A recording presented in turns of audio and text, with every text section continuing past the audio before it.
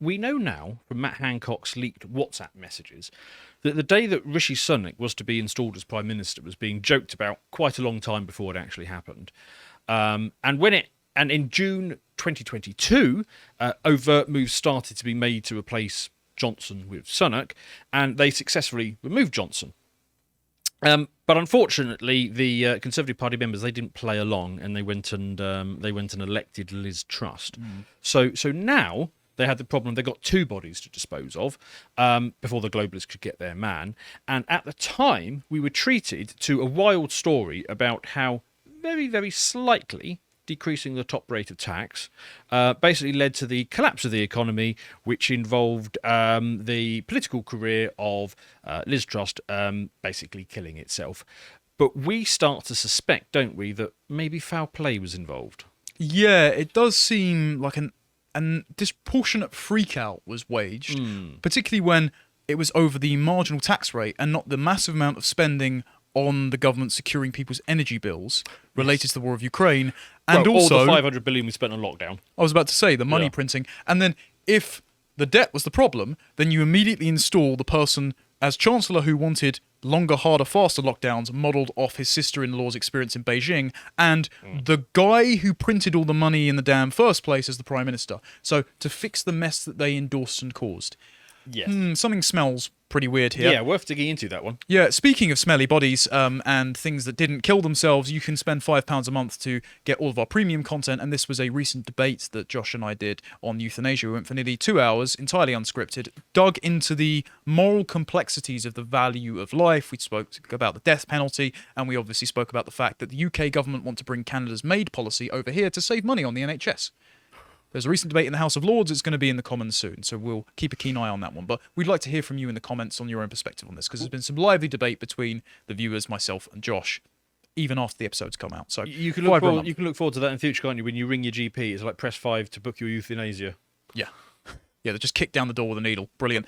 Right, so I just wanted to give a bit of background before you dive into the economics of it, because as of tomorrow, Rishi Sunak has given MPs a free vote on whether or not Boris Johnson will remain in the Conservative Party. For those who haven't spent the last year in the UK hearing endlessly about how Boris Johnson had some cake out of Tupperware box in number 10, well, basically Boris Johnson got ousted because he had a party on camera and a few parties during the time that he put lockdown in place. Now, just for pure clarification here, I wanted Boris to go over lockdown, not the fact that he had parties under lockdown. The hypocrisy is not what bothers me. It's the fact that he locked me in my home for 2 years and made me pay for it. Oh, yeah. I mean, I broke all of those COVID rules. I mean, I became far more social than I normally am just because it was against the rules and I wanted to push back against that sort of thing. Yeah, I had Matt Hancock levels of household mixing, let's put it that way. So I'm not frustrated about the fact that Boris is gone, but I do smell a rat when everyone votes the same way. They were all breaking it too, but then they can pin it on these two guys. And also Rishi Sunak is doing something very clever here of giving it a free vote rather than whipping them into shape. Because for those who may be in America or something, it would be like the House Speaker telling all the Republicans to vote for Ukraine funding. Usually the Prime Minister tells the entire party to vote a certain way, and you only get a few dissident backbenchers. But this time he's saying, I'm going to go hands off and let all the MPs take the fall for the fact that there are still some Boris supporters up in the Red Wall who might not like take too kindly to the Conservatives knifing the most popular candidate they've ever had in the back. And it's interesting that this is even happening because if you go to the select committee that are examining whether or not Boris misrepresented the fact that he was at parties to Parliament, which would be a breach of the ministerial code. If you go on to the next one, please, John, there's 7 of them, and it's a Conservative majority, but it's actually headed by an MP who's Harriet Harman, who had ties to the paedophile information exchange, and she's standing down. And then there's another there's a Conservative MP called Sir Charles Walker, who is a deep Boris critic, and he's standing down. And then all of the other MPs, SNP and Conservative, are very critical of Boris. I've got to say, I do like Charles Walker. He's one of the more sensible ones out of the not such a great bunch. I was going to say the fact that he's standing down means that he's going to bear no consequences for this decision. So it's not like the popularity of Boris is going to factor into this. It's just what is expedient for the establishment / the Conservative Party to do, and that is obviously kick him out. Again, neither of us particularly like Boris, but we can obviously see that this is a stitch-up. And there's more evidence to suggest that this is a stitch-up, because the woman who oversaw the Partygate inquiry has just taken a job as Keir Starmer's Chief of Staff. It's amazing that that's allowed. Well, I'm not shocked, because, let's be fair, Whitehall is in no way impartial. Impartiality is a myth. We can see this with the BBC. But how quickly she jumped ship from indicting Boris to the leader of the opposition who obviously wants him gone. And this is a point I want to raise when we come back to the Liz Truss thing, because part of the reason Liz Truss got into trouble is because she did not trust the civil service, and it turns out that she had every right not to trust them. Yes, she also didn't trust the direction of travel for the global hegemon, which we will be going into very soon. Now, one thing that is worth getting into is Boris did do lockdown. He had to be nudged and shoved, but he did capitulate eventually. Yeah, He's got every MP voted for it. Yeah, and he's got articles on his website about population control. His dad has written books on population control. I met him. He's a nutcase. He literally wrote a book called The Virus, in which everybody that I better not say much. We just muted that for YouTube, so go to our website and learn what the hell Dan was saying, I suppose, so we don't get in trouble. Or join us on Rumble instead, because that's a lot better. We can actually speak freely. But anyway, point being, Boris did net zero. He's all out on Ukraine. He should be their guy. But I think just the Westminster bubble effect, having been there, people really do get stuck in the minutiae. And I think maybe those small amounts of obstinance on lockdown, him not going immediately and jumping when they say how high, means that the technocrats were so impatient, they just had to clear him out, even if they knew he would be their guy anyway. Because he was delivering like 95% of what they wanted. Yeah, but it might just have been that 5%, or that slowness to deliver the other 95%, or the fact that he still cared what people thought about him. Because Boris, the reason he won the electoral landslide is because he is a great political optician. People... He might not have been our guy on policy, but people thought of him as a lovable, bumbling fool getting stuck on the zip line or tackling a Japanese child. He's the sort of guy that you could relate to, whereas the current crop of the people at the top of the political systems, the Macrons and the Rishis and so on, they clearly do not give a damn what the people think, and it's going to be our agenda come hell or high water. Yeah, Rishi is like Justin Trudeau if he forgot to take his boot polish off before he got into office.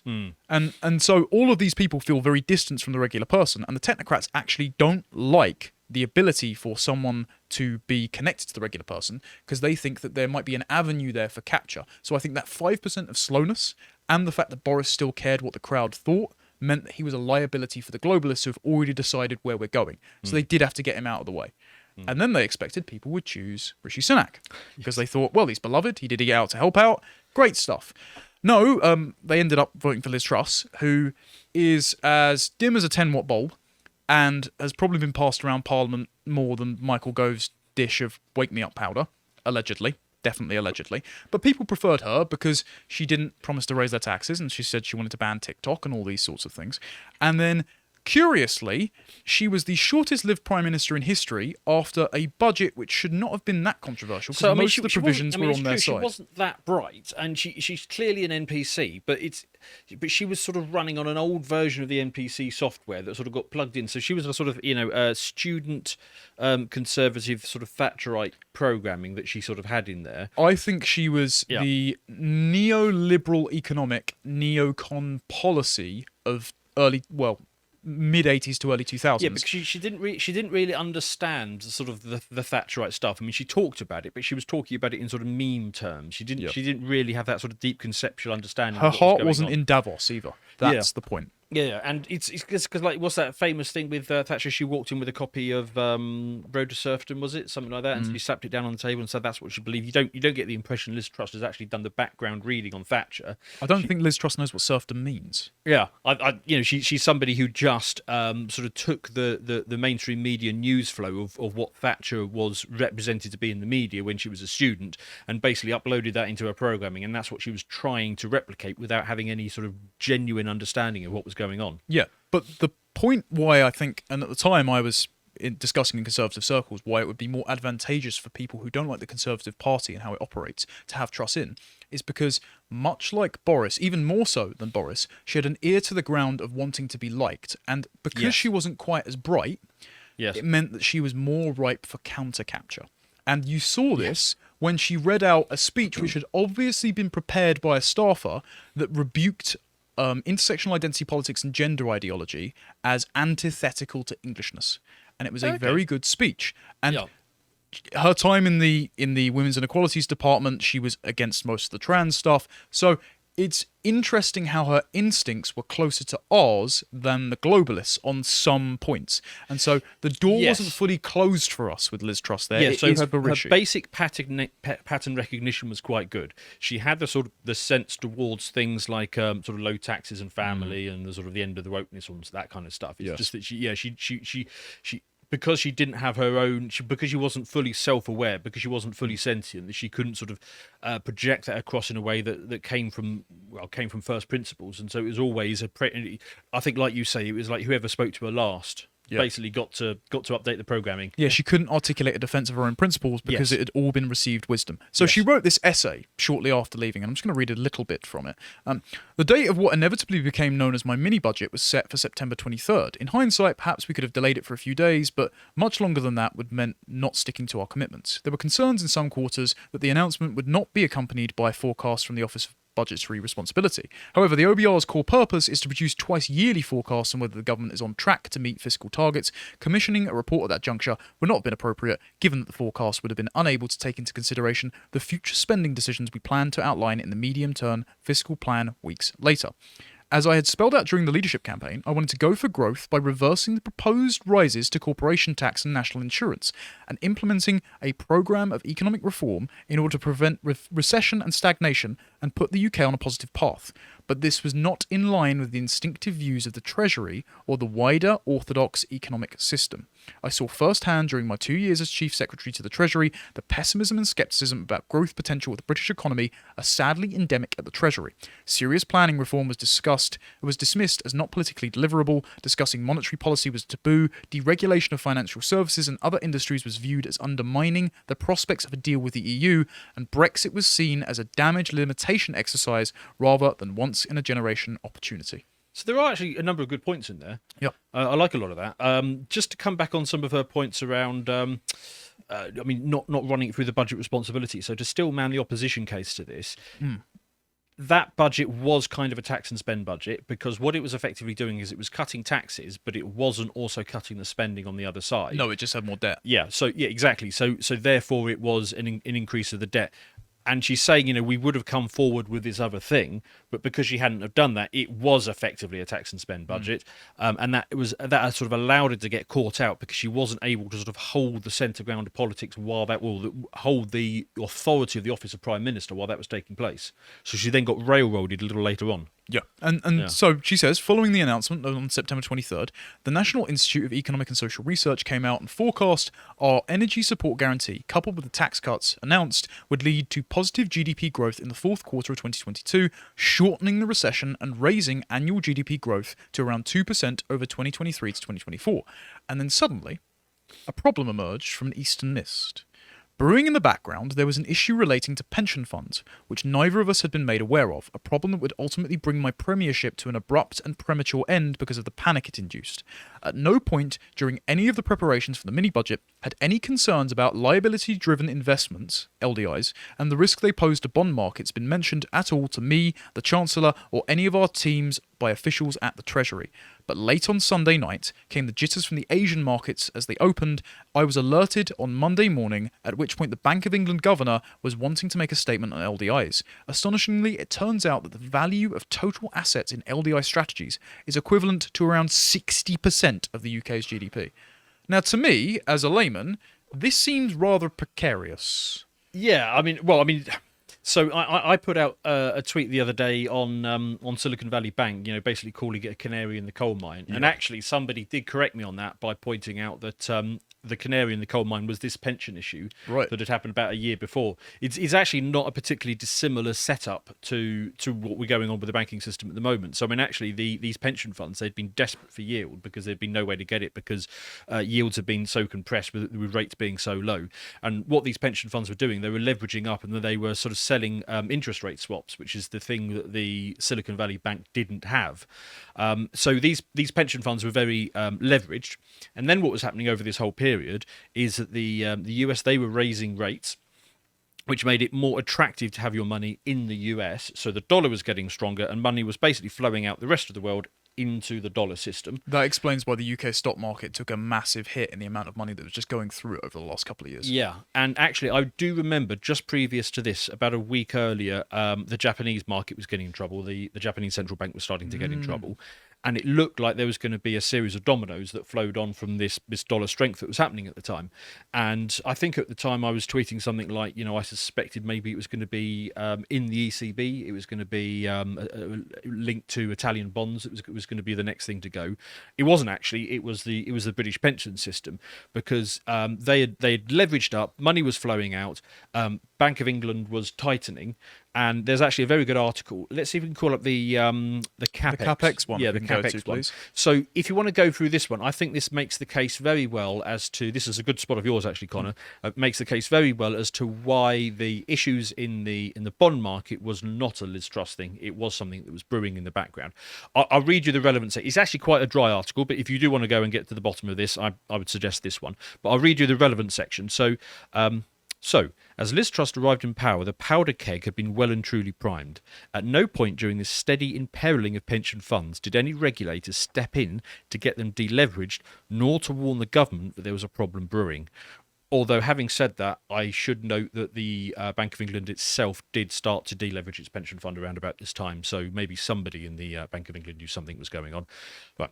Continuing from the article, in early September, investment analysts warned the Bank of England that pension fund softness could lead to chaos in the marketplace. On the back of these warnings, gilt rates started to rise and their values fall. We now arrive at the period immediately prior to the mini-budget. By now, analysts were getting very nervous indeed that the bank's interest rate decision could destabilise the markets, and it quotes a trader saying, "Hide your eyes if the bank only raises by 50 basis points." Plenty of people were warning the bank that it should delay its process of selling gilts, which is quantitative tightening.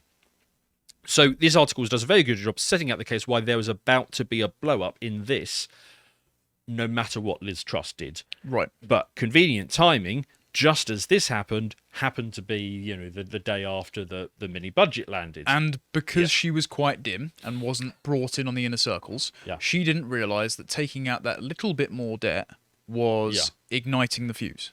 So, that's the thing. So, maybe this would have happened regardless, even if she didn't have a mini budget, something like this would have happened. Maybe it would have been a week later.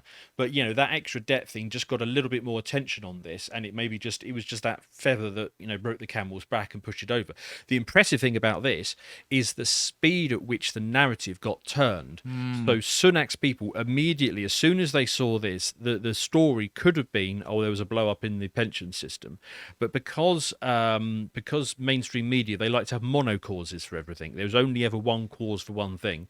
And if it could be a continuous news flow that connects one thing to another, they like to do that even more. Yes. And presumably Sunak's people were able to brief the financial journalists and the sort of journalists at large that, that thing that happened last night, that mini budget, where you had that unexpected tax cut to the 45p rate, which, by the way, that only cost 2 billion, which is half of what we sent to Ukraine. Yeah. And is a fraction of, like you correctly said, a fraction of the energy guarantee, which was basically open-ended. That could be any amount of money. Sunak just pledged at COP27 trillions over the course of years in climate reparations to Pakistan. Yes, quite.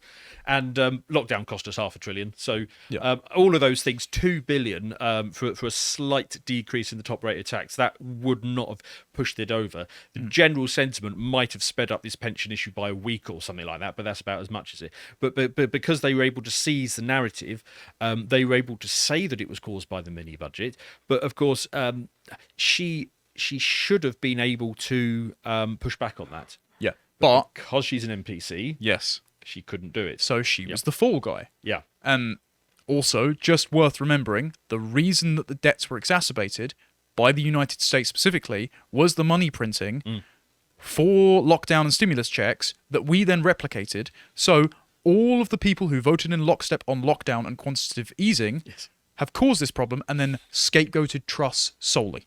Yeah. I think probably her biggest sin in all of this is that she seeded the political narrative. Yeah. So if you look at somebody like Joe Biden, he has screwed up epically on a number of occasions. I mean, the retreat from Afghanistan, the actions over the course of the last year. I mean, the way he's managed to isolate the Russian financial system from the American financial system, just as the American financial system blows up. I mean, Putin must send him a thank you card for that at some point. But he's got a whole narrative apparatus mobilizing at the drop of a hat to defend him. Every time he screws up, you need Joe Biden yourself, though. Yeah, he's able to say, okay, well, yeah, but actually this is a good thing for these reasons. Whereas Liz Truss over that period, she was obviously reading the newspapers. The newspapers were saying that you have done this with your mini budget, and she wasn't able to form her own conception of what had happened. Yeah, she clearly wasn't getting good advice because she didn't have good people around her. Yeah, and therefore she actually believed. I think she genuinely believed that her mini budget had ruined the economy. Yeah, that's why she sacked her chancellor over Twitter. Kwasi Kwarteng came out the other day on Camilla Tominey's show on the weekend on GB News and said, "I found out over Twitter that I'd lost my job." Yeah, because he was in the US, wasn't he? He was flying back or something. It was pure panic stations because she bought her own scapegoating. So just to finish on why they didn't particularly like Liz Truss, and I'm not defending all of her positions here because, again, she is a neocon, but she was right about TikTok. She decided to say that on the campaign trail, when she was doing the hustings, she was going to ban it. And now her predictions have come to fruition because the Cabinet Office Minister has said all government devices will be banned from using TikTok because it's Chinese spyware. And her conception of the world, outside of Davos, still being a 2000 neocon, meant that she was opposing the, quote, New World Order. If we play this last clip, we can just see how she conceptualizes the world is so different from the technocrats like Rishi Sunak, who have now ascended to power and have Chinese interests. Let's be clear. The free world is in danger. We're living in very turbulent economic times, right through from the shock of the financial crisis through to the COVID crisis that we're still recovering from. We have less of the world's population living under democracy than we did 30 years ago. Meanwhile, we have authoritarian regimes that are building up their armaments as well as they're building up their arguments. And they're not just trying to convince their own populations. They're also trying to win over global opinion. And they're trying to create a new global world order. So, very inconvenient for the types that in Davos would like to cozy up to China and Trudeau, who'd like to replicate the Chinese model for how fast it gets change done. I understand that she's entrenched bricks with her Ukraine war spending, but again, she's not too bright. But it's just that 5% that got Boris out. I think it was wider with Truss, and that's why they needed to get her out the way. It's so sad because you listen to it and she's got so many of the right ideas being fed to her. Yeah, she's just like the scarecrow in The Wizard of Oz. She just doesn't have a brain. If she had a brain and that set of sort of preconceptions of approaching the world, she had the ability to conceptualize these philosophies from first principles. If she'd done the background reading on Mrs. and all the rest of it, she could have been really good. Yeah. But instead, she was what a wasted opportunity. Too dim to mount her own defence. But the point of that segment was, next time you hear from Question Time, Liz Truss crashed the economy. Oh yeah, rubbish. Bit more complicated from that, and don't buy the line from the people that are now happy that the guys who invented the problem, like Rishi Sunak, are now the ones expected to clean it up. If you appreciated that episode from the podcast The Lotus Eaters, you can go to lotuseaters.com to get access to all the premium content that's on the site, such as the premium hangouts, this episode on How Do We Save England. If you'd like to find out what else is being put out, you can follow on Getter at lotuseaters_com on Getter. Thank you and goodbye.